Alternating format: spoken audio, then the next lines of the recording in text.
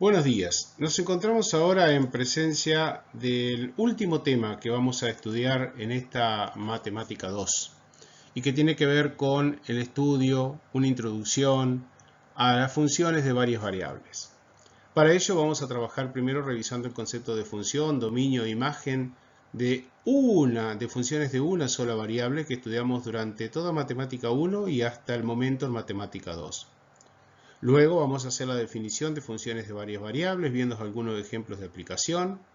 Vamos a definir y calcular el dominio e imagen de una función de varias variables. Y vamos a tratar de entender cómo se representa gráficamente, para lo cual aparecen dos nuevos conceptos que tienen que ver con lo que son las trazas y las curvas de nivel. Recordemos entonces a qué llamábamos función. Si tenemos dos conjuntos A y B, y establecemos una relación del conjunto A en el conjunto B, se llama función a esa relación o se dice que esa relación es una función de A en B cuando todo elemento A minúscula que pertenece al conjunto A está relacionado con algún elemento B minúscula que pertenece al conjunto B y este elemento es único. En símbolos lo podemos escribir de la siguiente manera.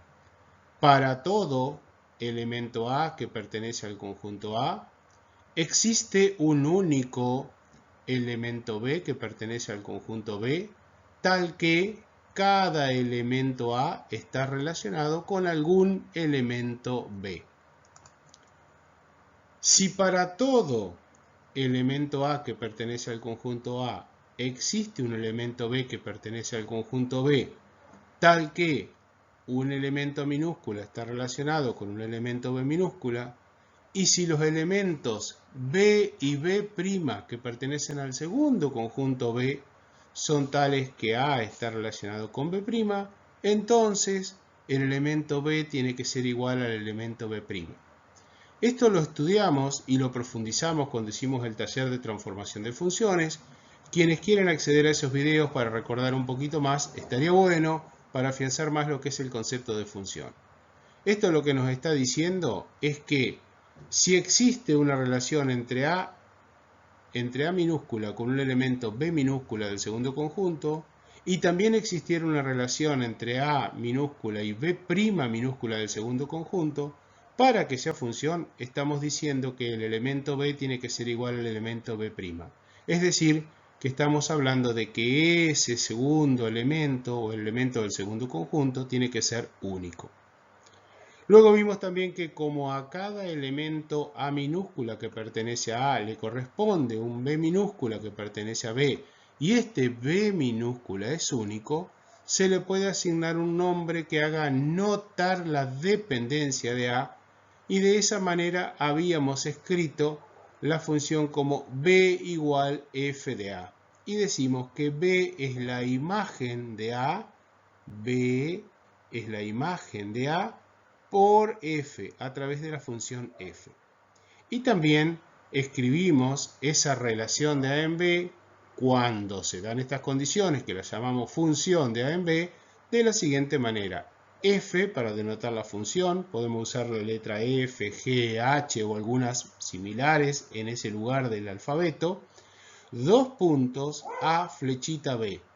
Esto quiere decir que es una función del conjunto A en el conjunto B.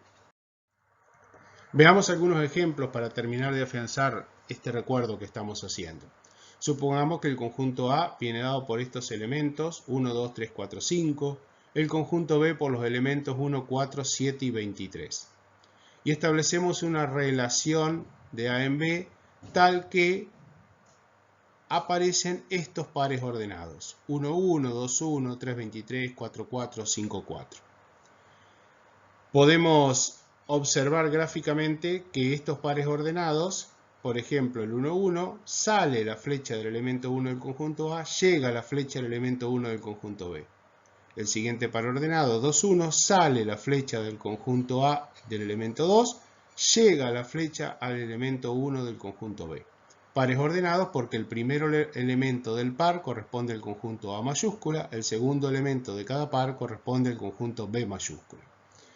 Lo que nosotros necesitamos es determinar si esta relación que aparece acá cumple o no con las condiciones dadas en la definición de función. Entonces fíjense, como a cada elemento A minúscula que pertenece a A mayúscula, a cada uno de estos, le corresponde un elemento B que pertenece a B mayúscula, y a su vez este elemento B es único, decimos entonces que esa relación R1 es una función de A en B. Observemos que a cada uno de estos elementos le corresponde algo en el segundo. Es decir, de cada uno de estos elementos sale una y sola una flecha, y no hay ningún elemento del primer conjunto del cual no salga ninguna flecha. Y luego, si observamos en el segundo, vemos que, por ejemplo, al elemento 1 sale una sola flecha que llega a 1. Del elemento 2, una sola flecha que sale un elemento de B, y así sucesivamente. Decimos entonces que f es una función de A en B y que cumple con estas dos condiciones que ya habíamos definido anteriormente también, que son la condición de existencia y de unicidad. De existencia significa que a cada elemento del conjunto A le corresponde un elemento del conjunto B. Más fácil para verlo visualmente, no queda ningún elemento de A sin ocupar. De cada uno de ellos sale una flecha. Condición de unicidad. Ese valor de B es único. O sea que de cada elemento de B sale una sola flechita, de cada elemento de A, perdón, sale una sola flechita hacia el conjunto. Veamos ahora un segundo ejemplo. Con los mismos conjuntos, ahora se establece la relación a través de estos pares ordenados que gráficamente podemos ver aquí. Rápidamente vamos a ver que el elemento 1 del conjunto A no tiene ninguna correspondencia o no se relaciona con ningún elemento del conjunto B. Entonces, en este caso vamos a decir que no es una función de A en B, que esta relación R2 no es una función de A en B, porque hay por lo menos un elemento del conjunto A al que no le corresponde un elemento del conjunto B. No se está cumpliendo la condición de existencia, aunque sí se cumpla para los otros elementos de la condición de unicidad. Ambas condiciones tienen que cumplirse simultáneamente. Veamos otro ejemplo más. Una relación R3 establecida entre los mismos conjuntos A y B, pero ahora con estos pares ordenados, que gráficamente se están mostrando aquí en la gráfica. Vemos que de cada elemento del conjunto A sale una flecha, pero se producen algunas cuestiones. Observemos que al elemento 2 del conjunto A le corresponden no uno, sino dos elementos diferentes del conjunto B. Al elemento 2 le corresponde el 1 y el 7. Fíjense, el par ordenado 2, 1 y el par ordenado 2, 7. No se cumple la condición de unicidad, porque hay por lo menos un elemento del conjunto A al que le corresponde más de un elemento en el conjunto B. Por lo tanto, esto no es función, sino que es una relación entre A y B. Otro ejemplo más, veamos una cuarta relación, pero ya estableciéndola no a través de pares ordenados finitos, sino a través de pares ordenados infinitos, en donde decimos que los pares ordenados se conforman a través de x y x cuadrado, tal que x sea un número real, cualquiera. Entonces, como a cada valor de A, es decir, a cada número real, se le puede calcular su cuadrado, entonces cada número real le corresponde un valor del cuadrado, y a su vez cada número real tiene como resultado un resultado único cuando lo elevamos al cuadrado, entonces podemos establecer que esta relación R4 es una función de A en B, que la escribimos como una función de R en R. Ahora el conjunto A pasa a ser los reales y el conjunto B pasan a ser los reales. Y a la función la escribimos de una expresión ya conocida, que es la expresión cuadrática básica, f de x igual x cuadrado.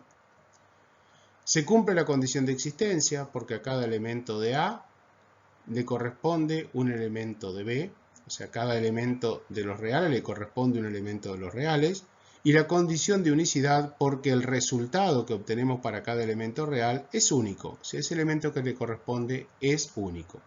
Y tenemos así la gráfica de la conocidísima parábola y igual x cuadrado. Una vez que ya tenemos el concepto claro de función, de que lo revisamos, vamos a revisar el concepto de dominio y codominio. Dada una función f de a en b, al primer conjunto, el conjunto A, se lo llama dominio de la función, y al conjunto B, segundo conjunto, se lo llama codominio de la función. Todos los elementos del dominio tienen que estar involucrados en una función. Esto es la condición de existencia. Pero puede ocurrir que haya elementos del codominio que no estén involucrados. Veamos aquí dos ejemplos. En el primero, el de la izquierda, todos los elementos de A están involucrados en la función, condición de existencia. Y en el segundo, no todos los elementos, fíjense que este 7 no está involucrado en la función. No obstante ello, se cumple la condición de existencia y se cumple la condición de unicidad. Por lo tanto, estamos en condiciones de afirmar que esta primera gráfica corresponde a una función. Si miramos la segunda, vamos a ver que el conjunto A no es el dominio de una función porque en el elemento 1, por ejemplo, del conjunto A no le corresponde ningún elemento del conjunto B, o sea que no se cumple la condición de existencia. En el segundo caso, entonces, estamos en presencia de algo que no es una función.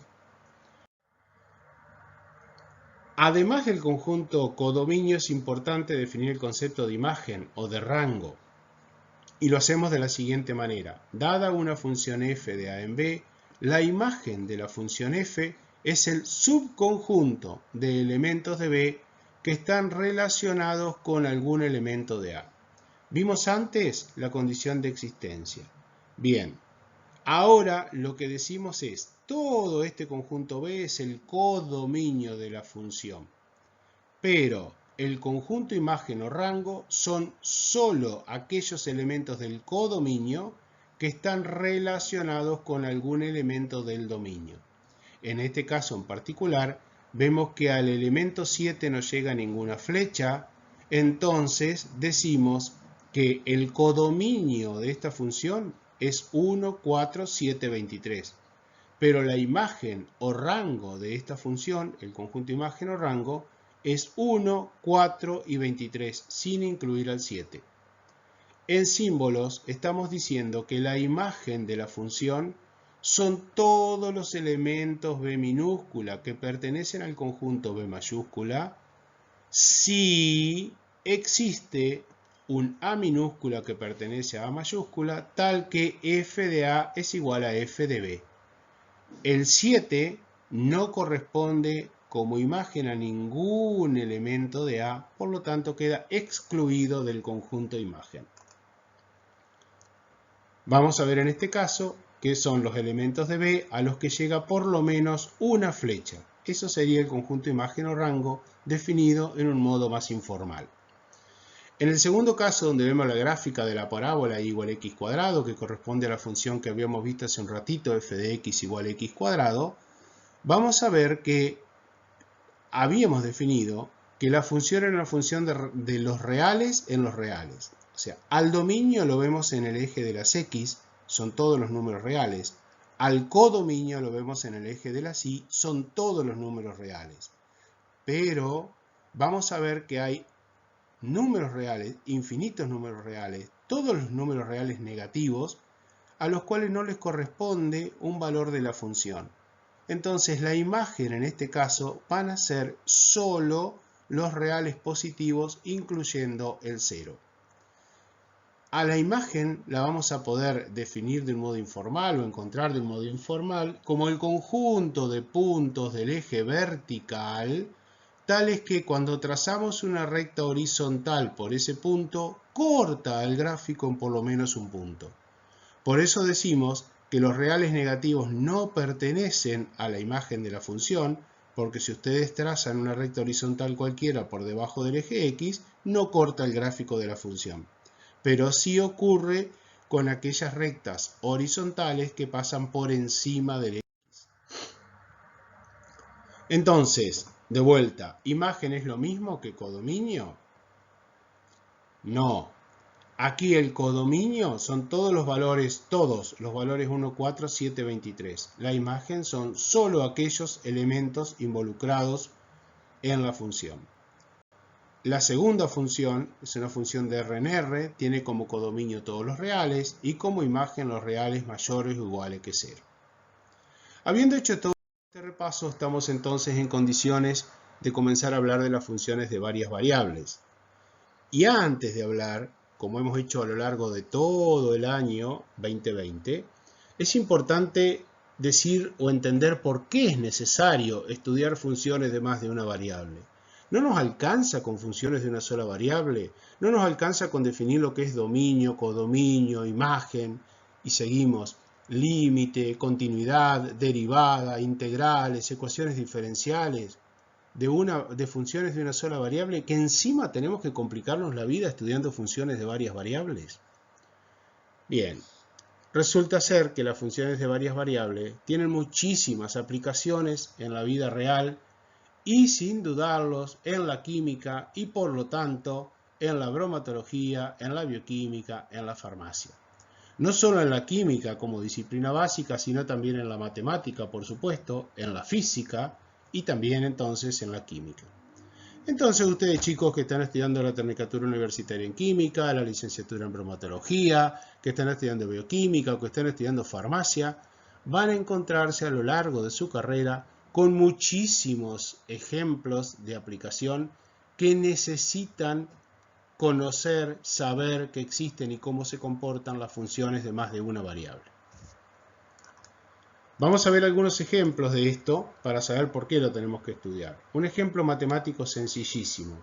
Si tenemos un rectángulo cuyos lados miden x e y, el área del rectángulo depende de las dimensiones de sus lados. ¿Cómo se calcula el área de un rectángulo? Haciendo el producto de base por altura o, como algunos también pensarán, lado por lado. Es decir, que el área la expresamos como el producto de x por y. Si varía el lado x, varía el resultado del área. Pero si varía el lado y, también varía el resultado del área. Es decir, que nos encontramos con que el área es una función de x y de y. Una función de más de una variable. Un ejemplo sencillísimo, recontra conocido, que es cómo calcular el área de un rectángulo. Bien, pensemos entonces cuál es el dominio, cuál es el codominio y cuál es la imagen para el área de un rectángulo. Ahora estamos en un ejemplo de aplicación. O sea que no vamos a tener una función cualquiera x por y, sino que esa función tiene un sentido determinado. X es en la dimensión del lado, cuánto mide el lado de este rectángulo. Y es cuánto mide el lado del otro rectángulo. Y A es la superficie o área de todo este rectángulo que queda determinado al tener los valores x e y de sus lados. Entonces, ¿cuál será el dominio? ¿Será cualquier valor real de x y de y? Indudablemente no, porque no tiene sentido tener valores de x, o sea, de un lado negativo o del otro lado negativo. Ni siquiera estos valores pueden ser 0, porque si fueran 0 nuestro rectángulo quedaría reducido a una línea recta horizontal, si y fuera 0, o a una línea recta vertical si la dimensión x fuera 0, o a un punto si tanto x como y fueran 0. Por eso al dominio lo definimos como x positivo e y positivo. No son todos los reales, sino que aquellos que cumplen solo con esta condición. ¿Y cuál es el codominio? Es decir, ¿qué puedo obtener por resultado cuando multiplico un número real por un número real? Sin dudas, otro número real. Entonces, el codominio serán todos los reales. Pero, ¿todos los reales serán realmente resultados posibles de esta función?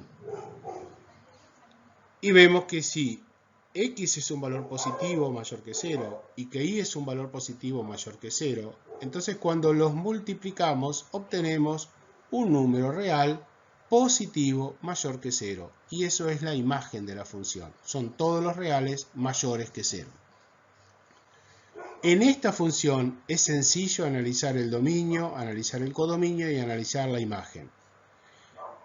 Al dominio generalmente lo vamos a poder analizar de la misma manera que lo hacíamos con funciones de una sola variable.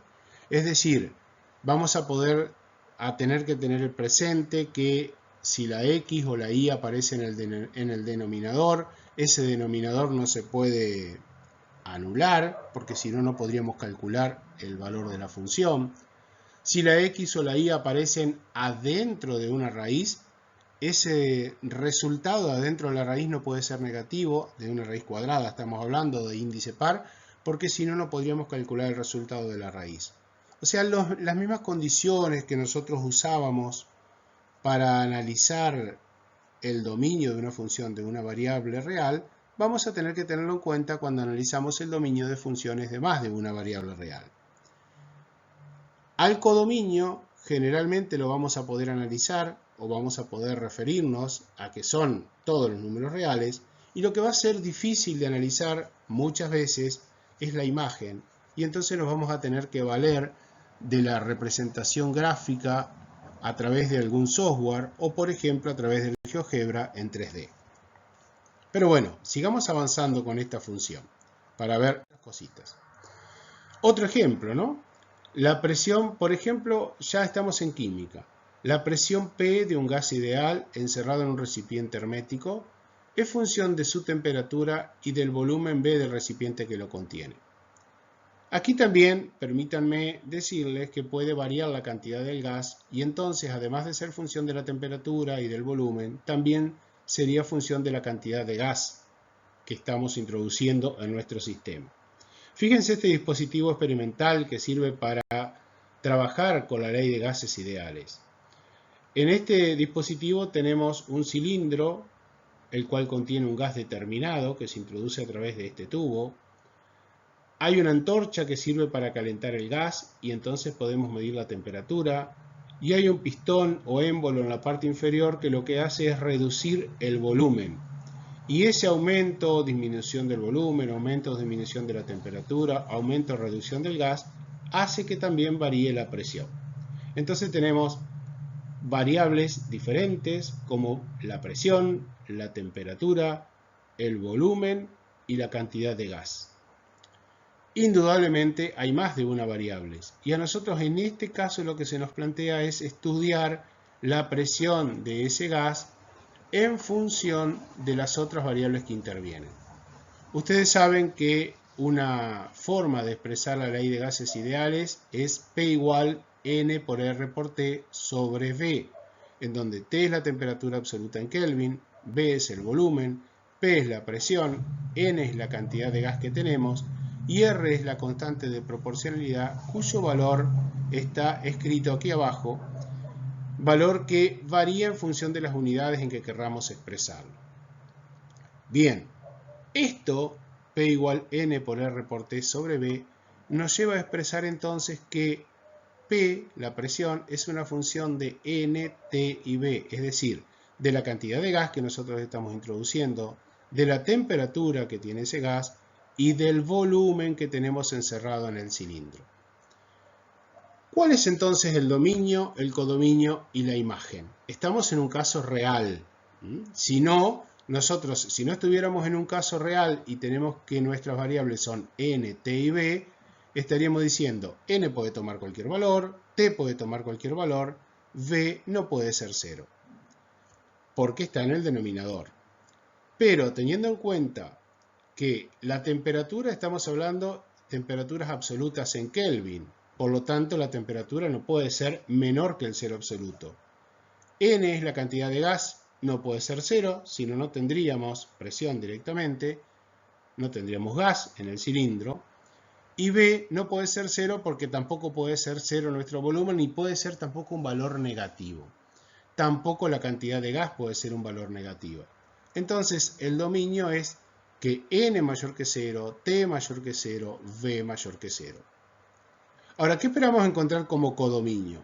Si analizamos esta expresión, cualesquiera sean los valores de N, T y V, dejo fuera R porque es una constante, la presión podría tomar cualquier valor real. entonces el codominio son todos los reales. Pero ¿cuál es la imagen realmente? Si decimos que ninguno de estos valores puede ser negativo, la constante es además positiva, entonces la imagen van a ser todos los reales mayores que 0, porque tampoco puede ser este resultado igual a 0 por las condiciones que tenemos en el dominio. Nuevamente, en un problema real, podemos analizar cuáles serían los resultados que tendríamos como imagen de nuestra función. Veamos otro ejemplo más.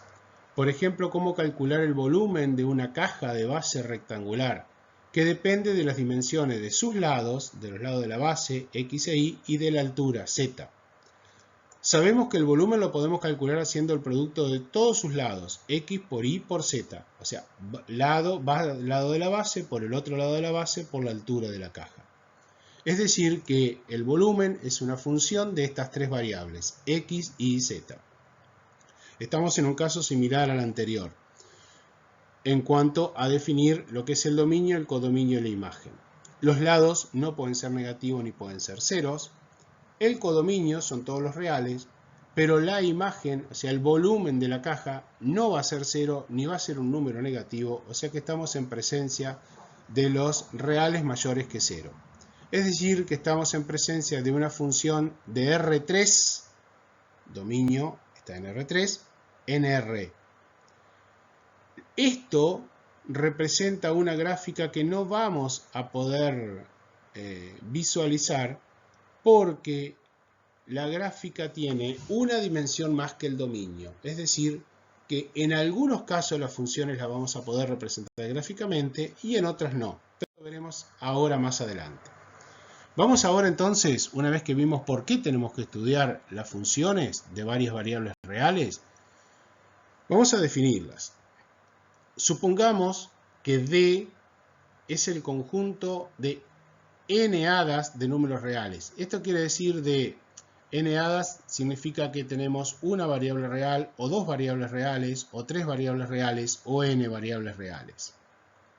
Ese sería el conjunto del dominio. Y una función real f en ese conjunto D es una regla que asigna un único, condición de existencia primero, condición de unicidad después, un único número real w igual f de todas estas variables reales que intervienen a cada elemento de D. O sea, cada uno de los elementos del conjunto D va a tener un correspondiente elemento en el otro conjunto y ese elemento tiene que ser único. El conjunto D es entonces el dominio de la función, mientras el conjunto de todos estos valores es el rango o imagen de la función. Acuérdense que el rango o imagen de la función es un conjunto que puede comprender todos los elementos del codominio o algunos elementos del codominio. El símbolo W es la variable dependiente y todas estas son las variables independientes. F es una función de las n variables independientes x1, x2, x3, xn. Las x1, x2, x3, etc. son las variables de entrada de la función y w es la variable de salida de la función. ¿Cuántas variables de entrada tenemos? Tantas como las que haya en el dominio. Puede haber una, variable de una variable real, función de una variable real. Puede haber dos o tres, como vimos en los ejemplos anteriores. O incluso puede haber más variables reales en el dominio. Pero la variable de salida es una sola. ¿Cómo representamos esto gráficamente? Bien, pero acotémoslo a funciones de dos variables reales, ¿no? El dominio de una función de dos variables es una región que existe en el plano xy, que la definimos en el plano xy.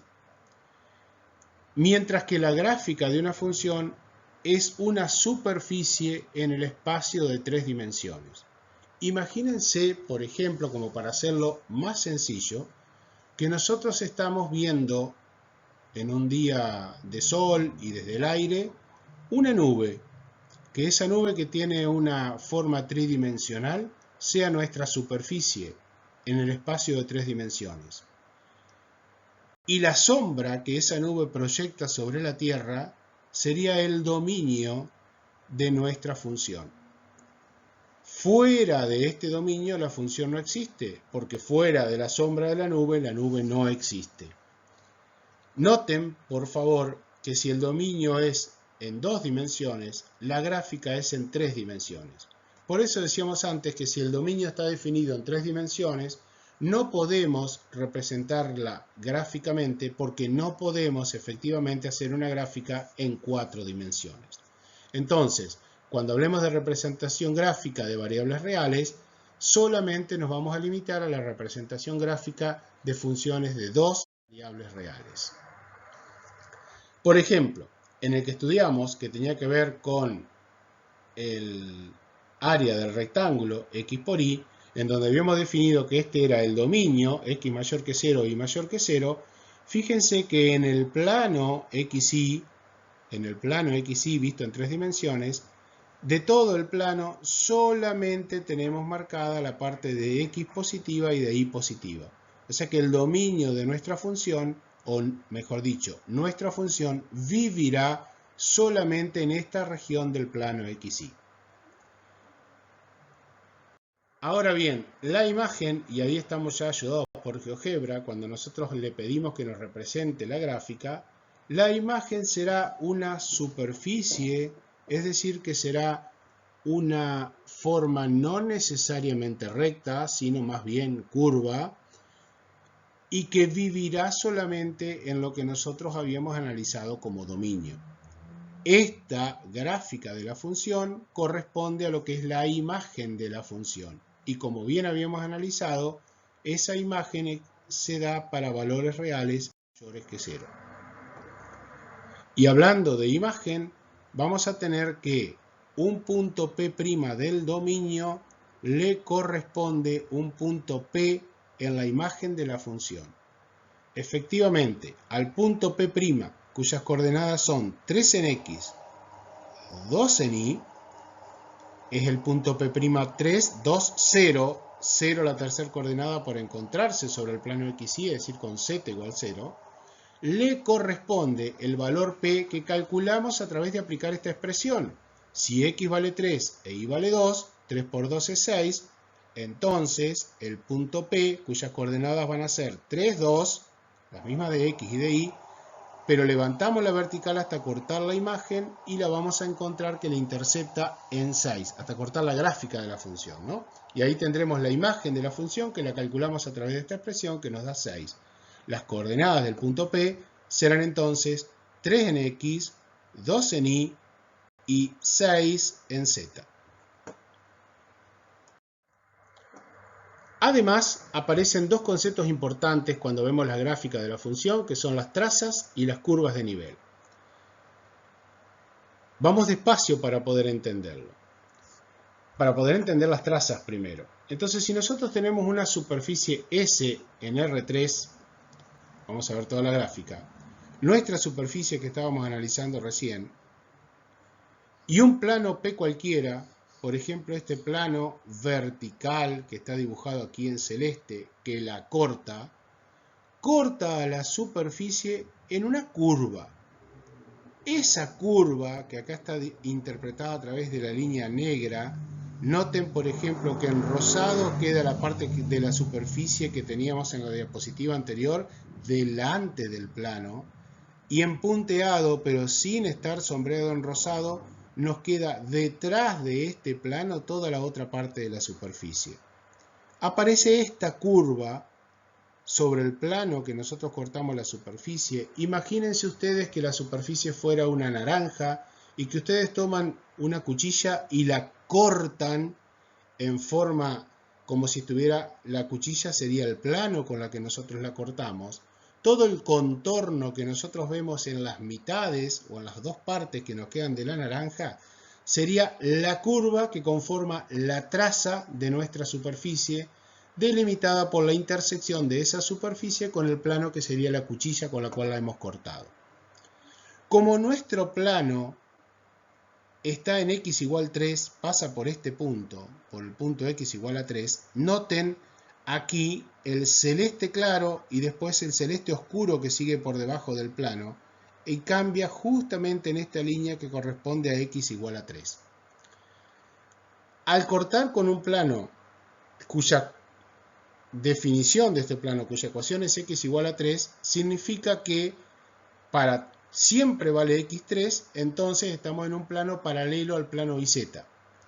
Cualesquiera sean los valores de y y de z, siempre x valdrá 3. Entonces estamos hablando de un plano que pasa por x igual a 3. Y al cortarlo, en este caso, da por resultado una línea recta.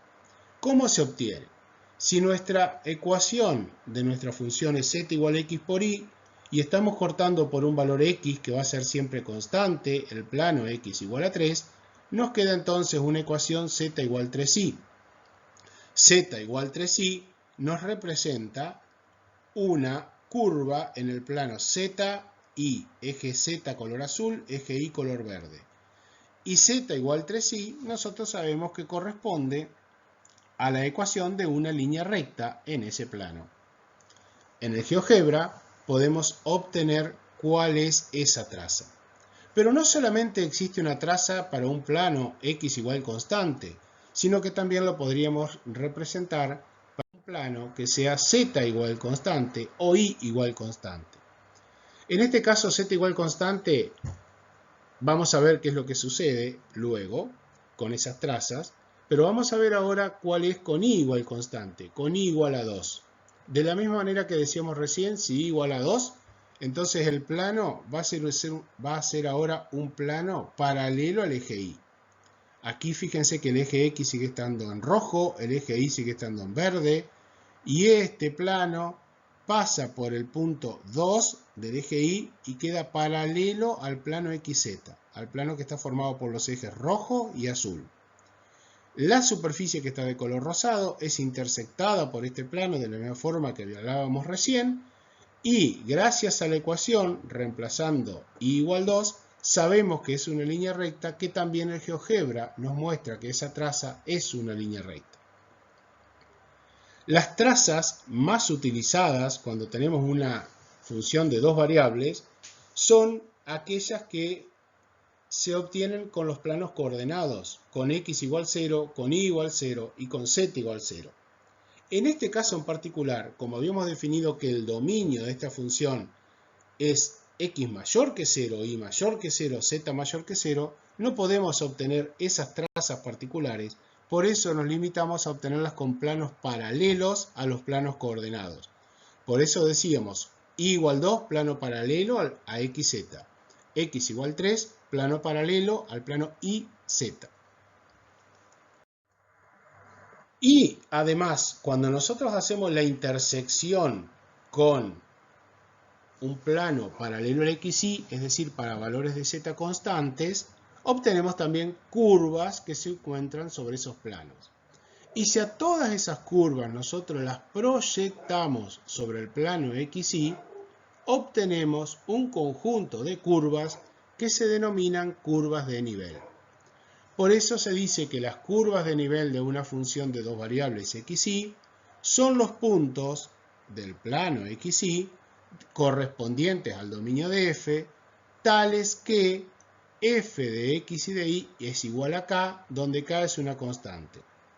Entonces, si tenemos f de x y de y igual a k, donde k es una constante, nos podemos limitar a lo que ya sabemos, es decir, trabajar en el plano de dos dimensiones, en donde vamos a tener expresada a y como una función de x. Para poder calcular estas curvas de nivel, para poder calcularlas, para poder dibujarlas, debemos imaginar cortes a la superficie S con planos paralelos al plano horizontal, al plano XY, para distintos niveles de Z. Imagínense que ustedes tienen una naranja apoyada sobre una mesa y hacen cortes con el cuchillo paralelos a la mesa. Cada corte que hagamos va a darnos un contorno de esa superficie diferente. Si nuestra naranja fuera una esfera perfecta, los cortes que nosotros haríamos paralelos a la superficie de la mesa serían circunferencias cuyos diámetros irían variando para distintas alturas de los cortes que estamos realizando. De la misma manera nos pasa en una superficie cualquiera que no sea necesariamente esférica, sino como la que nosotros estamos trabajando. Una definición formal ahora de curvas de nivel, f de x y de y igual k, es el lugar geométrico de todos los puntos del plano en los que la función toma un valor constante dado k. Muestra en dónde la gráfica de f tiene la altura k. Veámoslo ahora aquí. Si nosotros cortamos nuestra superficie, la que veníamos trabajando de la función z igual a x por y, que nos daba el área del rectángulo, encontramos que para z igual 3, la expresión nos queda 3 igual a x por y. El plano es este plano celeste que tenemos acá, que al intersectarlo con esta curva, con esta superficie, perdón, de color rosado, nos da esta curva que está indicada en una línea negra gruesa. Si ustedes piensan, la función 3 igual x por y, ¿corresponde a qué cosa? Y si despejamos y, podemos encontrar y igual 3 sobre x. Por lo tanto, estamos en presencia de una curva que es una hipérbola. Si en vez de trabajar diferente, que es correspondiente a una hipérbola, una constante k igual a x por y, hipérbolas, de cómo es la superficie correspondiente a la función que estamos analizando. Teníamos que a medida que z aumentaba, cada vez esta figura es como que se expandía más. Las circunferencias son más grandes a medida que z aumenta. Y a medida que z disminuye, las circunferencias se hacen más chiquitas hasta que cuando z vale 0 se transforma en un punto. Y z no puede ser negativo, por lo que decíamos antes, porque está fuera de la imagen de la función. Veamos ahora cómo podemos construir esta gráfica a partir de las curvas de nivel. O sea, levantando para el plano z igual 1, que está en verde, z igual 2, que está en rosa, z igual 3 en lila, z igual 4 en lila, z igual 6 en amarillo, z igual 9 en azul, vemos cómo obtenemos cada una de las circunferencias. Esta primera que aparece la más alta corresponde a este plano azul, z igual 9. Y luego vemos las demás circunferencias para cada uno de los planos. Y así podemos, a partir de las curvas de nivel, pensar en una construcción gráfica.